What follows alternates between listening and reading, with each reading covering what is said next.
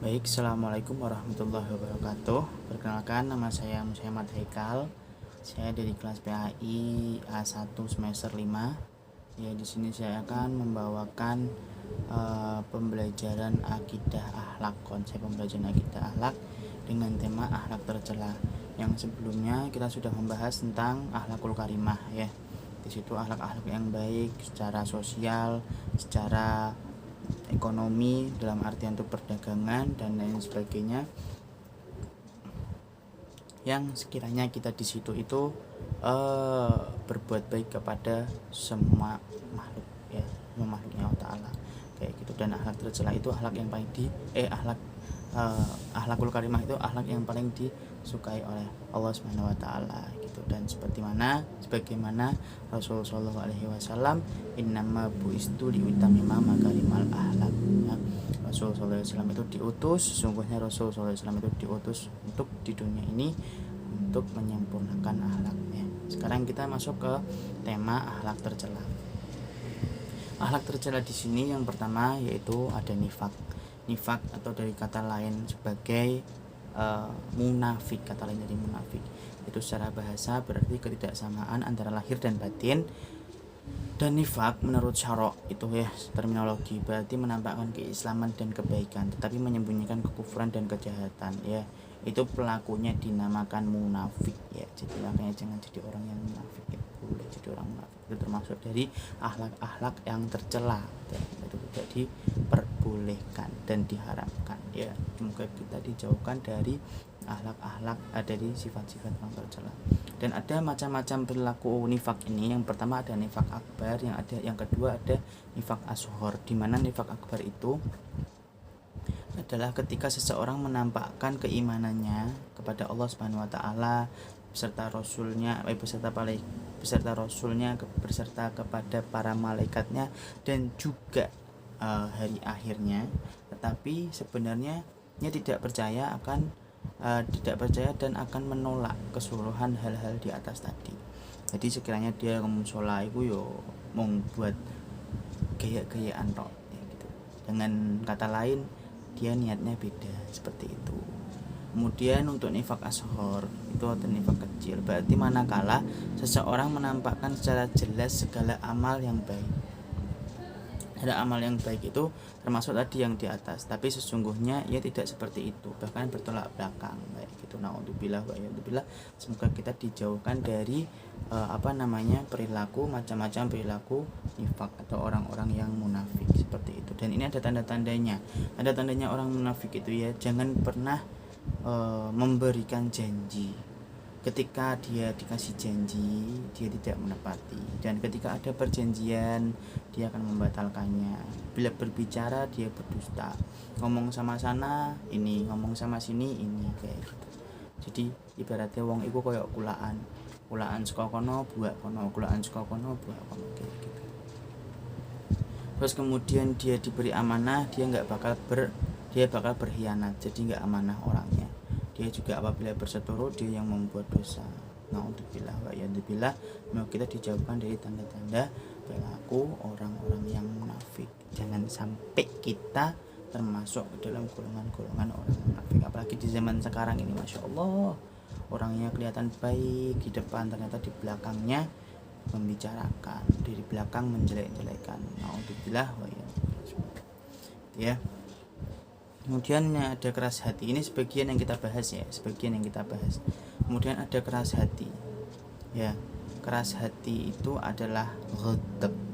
Secara etimologi berarti marah. La taghdab walakal jannah. Jangan marah, bagimu surga. Makanya Allah Ta'ala itu sudah menyampaikan seperti itu. La taghdab walakal jannah. Dan janganlah kamu marah ketika bagimu surga. Kalau kita tidak marah itu dalam artian seperti itu. Ketika kita bisa menahan emosi, ketika kita bisa menahan marah kita, yaitu suatu ganjaran buat kita. Itu dalam itu pintu surga pastinya akan terbuka untuk kita. Pengertian ghadab ini bersifat negatif. Dengan istilah ghadab itu marah, yaitu merasa tidak senang dan panas hati karena suatu sebab. Contohnya kayak dihina kayak gitu. Nah, orang marah ini tergantung situasi dan kondisi. Namanya manusia ya nggak bisa lepas dari sifat namanya emosi. Pasti semuanya ada emosi. Lagi ngomong baik-baik aja tiba-tiba emosi juga bisa karena perkataan yang tidak menyenangkan kayak gitu.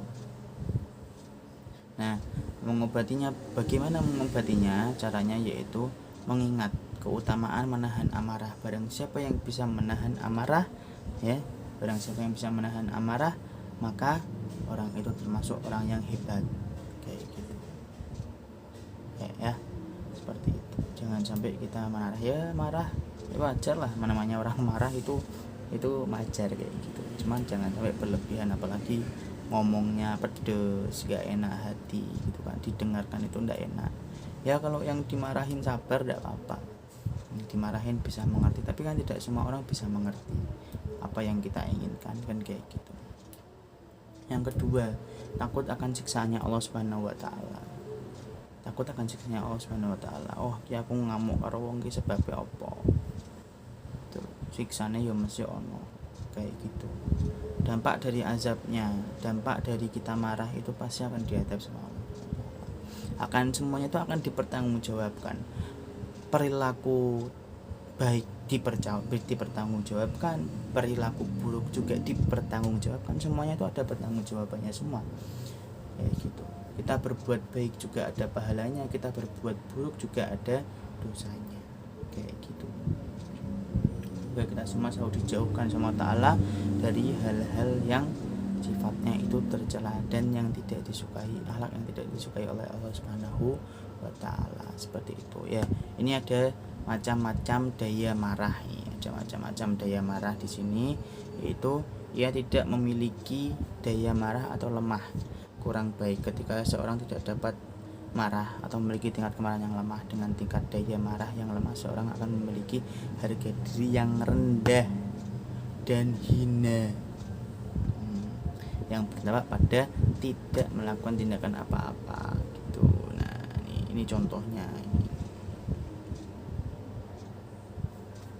ya, ini contohnya, contoh dari macam-macam daya marah. Ketika kita marah itu sebenarnya kita tuh rendah, sebenarnya kita tuh hina gitu loh, terhadap hal-hal yang haram atau hal-hal yang bersifat mungkar. Nauzubillah wa iyyakum. Pokoknya kita jangan sampai kita dimasukkan ke dalam golongan-golongan orang-orang munafik, orang-orang yang tidak bisa menahan marah, yang hanya mengandalkan emosinya saja.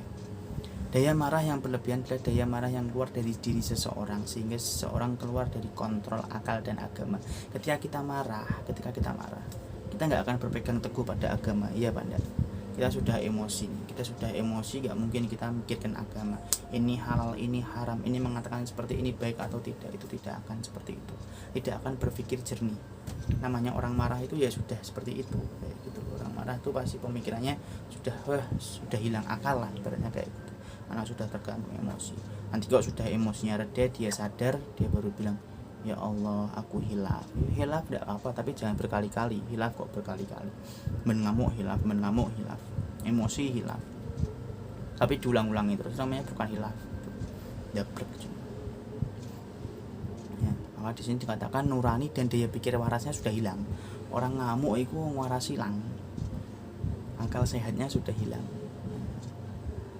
Ada lagi di bawahnya yaitu daya marah gitu ya. Sedang daya marah yang muncul yang masih berada di dalam kontrol akal agama. Daya marah sedang adalah daya marah yang muncul ketika memang harus muncul dan redup ketika memang harus tidak marah atau mengedepankan sabar. Dalam artian seperti ini, daya marah yang sedang itu ketika kita memberikan pendapat, ketika memberikan opini kayak gitu, kita masih bisa menahan sabar, karena mungkin orang lain masih bisa memprotes apa yang kita sampaikan. Nah, itu masih bisa pakai akal, masih dalam kontrol akal dan agama. Jadi ketika mau memutuskan sesuatu, kita masih sadar gitu loh. Oh, yo iki ning agama oleh. Oh, yo akalku sehat kayak gitu loh. Ya, misal kita diinjek-injek kan otomatis gak terima gitu. Kita kan tetap marah kan akhirnya. Tapi ketika kita marah diinjek-injek tadi, itu masih ada level-levelnya, masih ada level sabar, astagfirullahaladzim. Jadi daya marahnya nggak terlalu meluap tinggi gitu, dan pastinya juga akan reda gitu ya, redup. Dan semuanya itu nggak harus marah kok. Ketika terjadi suatu apa-apa marah, jadi apa-apa marah, itu nggak baik gitu. Emosinya atau yang dibesar-besarin itu nggak baik kayak gitu. Alhamdulillah wa iyadzubillah, semoga kita dijauhkan dari sifat hal-hal kayak gitu, sifat marah, dari sifat keras hati, dari sifat nifak ya, termasuk orang-orang yang munafik. Itu yang dapat saya sampaikan dari pembelajaran akidah akhlak ini. Nanti kita lanjutkan di tema-tema berikutnya. Syukran jazilan. Wassalamualaikum warahmatullahi taala wabarakatuh.